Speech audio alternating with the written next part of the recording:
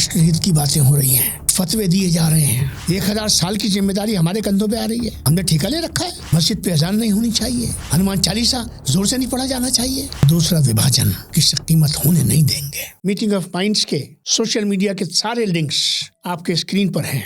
आपसे विनम्र निवेदन करना चाहता हूँ, दिली गुजारिश करना चाहता हूँ, सब्सक्राइब करिए। कमर्शियल पर्पस के लिए नहीं, ह्यूमन कॉज के लिए सच और सच्चाई की बात करना चाहता हूँ। जितने लोगों तक पहुँच पाऊँ प्रयास है। प्यारे देशवासियों, बड़ी अजीब सी बात करने लगा हूँ आपसे। जो बातें खुलकर होती हैं, सामूहिक रूप से होती हैं, सामने होती हैं, पार्लियामेंट में, लोकसभा में, राज्यसभा में, असेंबलीज में होती हैं, सेमिनार्स में, वर्कशॉप्स में, भाषणों में, संबोधनों में होती हैं, क्या वो वास्तविक होती हैं? उनमें सच्चाई कितनी होती है? मैं किसी पे प्रश्न नहीं खड़ा कर रहा हूँ, लेकिन मैं आज एक मनोवैज्ञानिक साइकोलॉजिकल बात करने जा रहा हूँ। और वो बात ये है कि मैं अब इस मैं को मेरे सारे दर्शक अपने पे लागू करें और सारा राष्ट्र इसको अपने पे लागू करे। मैं अपने आप में, अपने भीतर में, अपनी अंतरात्मा में कितना ईमानदार हूँ, इसका जवाब कोई नहीं दे सकता। न इसका जवाब किसी के पास हो सकता है, क्योंकि अंतर्यामी कोई नहीं है।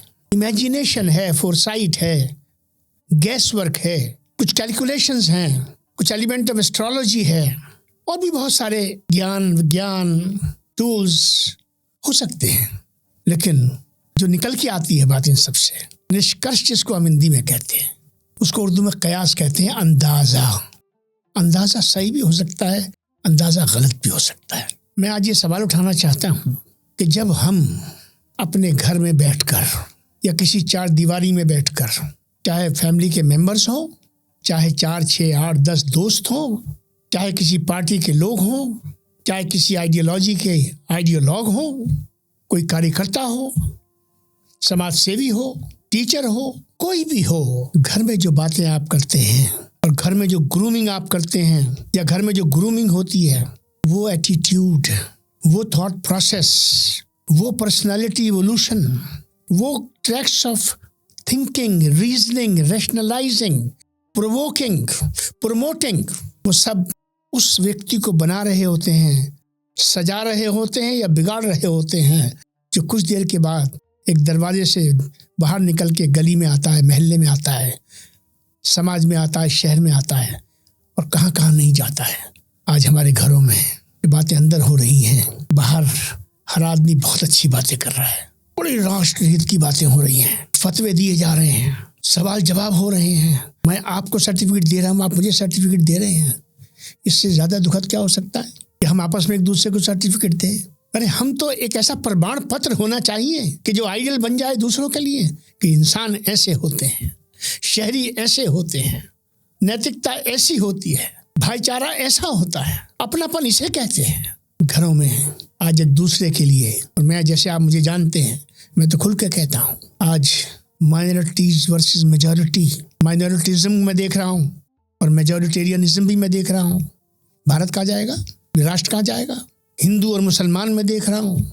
1000 साल की जिम्मेदारी हमारे कंधों पे आ रही है। हमने ठेका ले रखा है। मैं जिम्मेदार हूँ। औरंगजेब ने क्या करा या नादिर शाह ने क्या करा? क्या ताल्लुक है मेरा उनसे? आप ही ने मुझे पढ़ाया, मैंने पढ़ लिया। आपने कहा मेरे पूर्वज जो हैं, मेरे पुरखे जो हैं, वो सबके समान है। आप ही ने कहा हम एक राष्ट्र हैं, एक हमारी भाषा है, एक हमारी संस्कृति है, हम हर तरह से एक हैं, हम दो हैं ही नहीं। फिर ये घृणा, ये द्वेष की बातें पूरे के पूरे लोग काम कर रहे हैं। मस्जिद पे अजान नहीं होनी चाहिए, मंदिर के आगे हनुमान चालीसा जोर से नहीं पढ़ा जाना चाहिए, यहाँ ये नहीं होना चाहिए, वहाँ वो नहीं होना चाहिए। क्या ऐसा नहीं हो सकता कि सबको अपना मान ले? मैं बड़ी जिम्मेदारी से कहना चाहता हूँ, औनों कोनों में अच्छी बातें नहीं हो रही हैं, और मुझे तकलीफ इस बात की है कि सिविल सोसाइटी के भी एक सेगमेंट में अच्छी बातें नहीं हो रही हैं। मुझे इससे और ज़्यादा तकलीफ होती है कि वो लोग जिनके हाथ में गवर्नेंस है, और गवर्नेंस से गलतफहमी में मुब्तला ना होइएगा, गवर्नेंस एक पार्टी के हाथ में नहीं होती है, गवर्नेंस पूरे समाज के हाथ में होती है। रूलिंग पार्टी जितनी जिम्मेदार होती है, अपोजिशन की जिम्मेदारी उससे भी ज़्यादा होती है।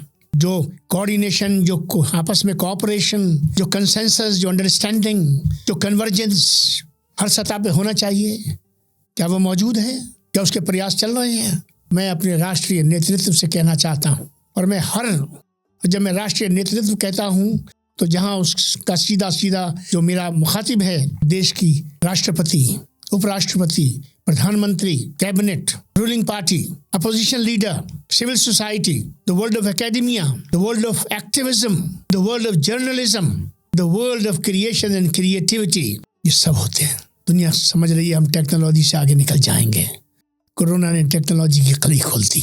अंत में कहना चाहता हूँ, टेक्नोलॉजी से नहीं निकलेंगे, मोरालिटी से निकलेंगे। मैं अपने घर को, अपने बच्चों को, अपनी औलाद को, अपनी नस्ल को ठीक करूँ।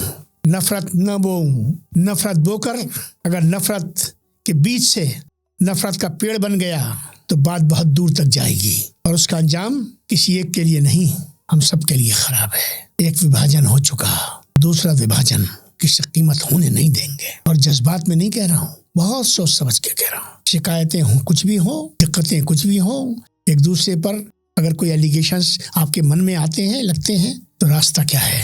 Dialogue is better than deadlock, amity is better than enmity, love is better than hatred, consensus is better than confrontation. बहुत बहुत धन्यवाद।